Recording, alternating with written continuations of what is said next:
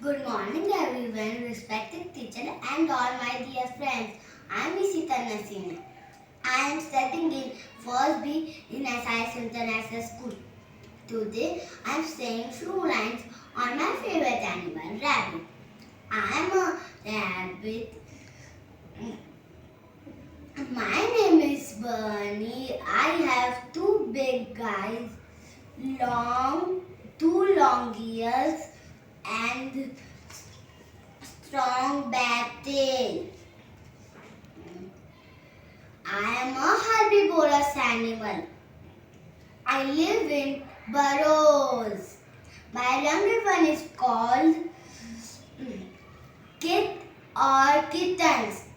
So I am a little rabbit. I go hop, hop, hop. When I see a carrot, I eat chop, chop, chop.